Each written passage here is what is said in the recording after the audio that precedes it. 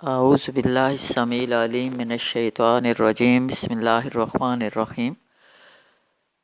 سورہ علم نشرح، آیات 8 پیراگراف 3۔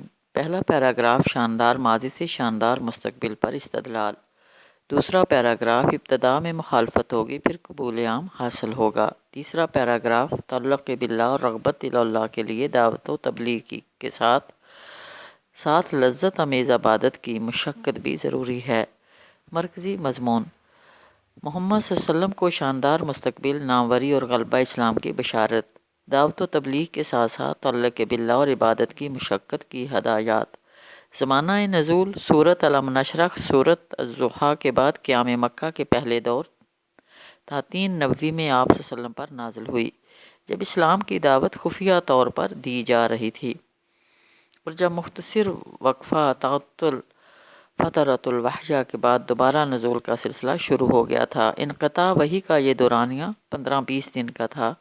اس اثناء میں آپ صلی اللہ علیہ وسلم پریشان ہوتے تو جبریل آ کر آپ صلی اللہ علیہ وسلم کو تسلی دیتے کہ آپ صلی اللہ علیہ وسلم رسول برحق ہیں۔ صحیح بخاری۔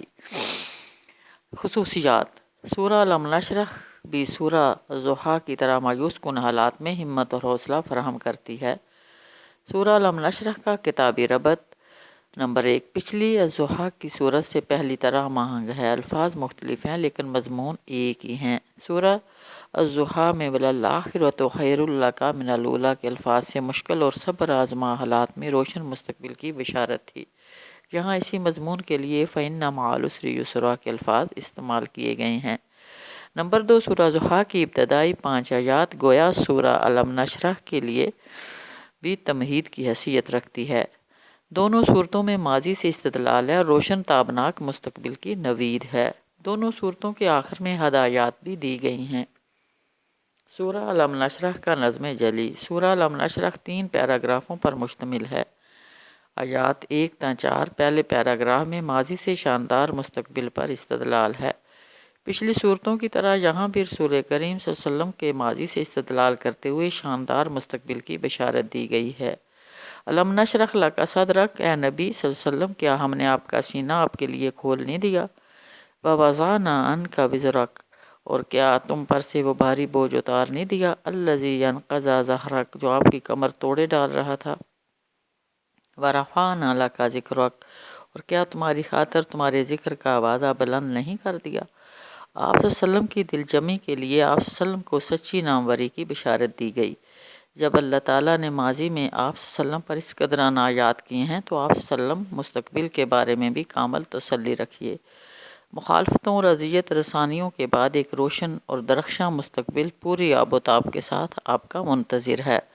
آیات 5 تا 6۔ دوسرے پیراگراف میں آزمائشوں کے بعد کامیابیوں کی پیش گوئی ہے۔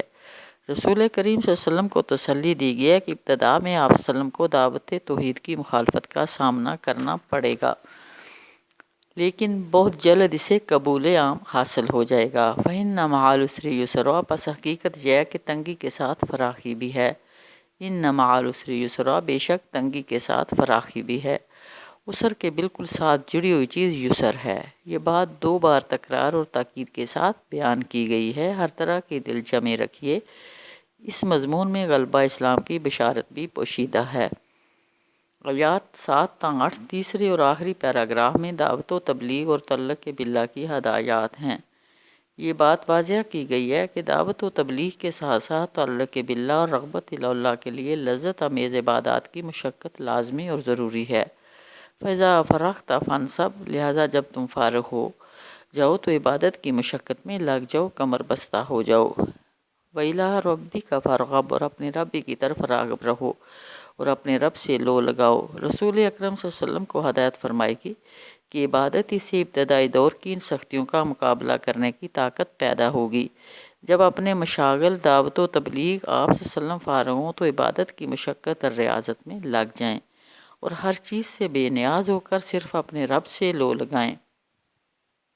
دوسرے لفظوں میں آپ صلی اللہ علیہ وسلم کو بتایا گیا ہے کہ توحید کی دعوت کو عام کرنے کے لیے تعلق باللہ اور رغبت اللہ کی لذت امیز مشقت لازمی اور ضروری ہے۔ 5 وقتہ نماز تو رجب 12 نبوی میں معراج کے موقع پر فرض ہوئی۔ ابتدائی 12 سالوں میں تربیت اور تزکیہ نفس کے لیے نماز تہجد کا طویل قیام مشروع تھا۔ صحابہ رضوان اللہ اجمعین اور رسول صلی اللہ علیہ وسلم طویل قیام اللیل کا کیا کرتے تھے، یہاں تک کہ آپ صلی اللہ علیہ وسلم کے پیروں پر ورم آ جایا کرتا تھا۔ سبحان اللہ۔ مرکزی مضمون: رسول صلی اللہ علیہ وسلم کو شاندار مستقبل، ناموری اور غلبہ اسلام کی بشارت دی گئی ہے، اور دعوت و تبلیغ کے ساتھ ساتھ تعلق باللہ اور عبادت کی مشقت کی ہدایات دی گئی۔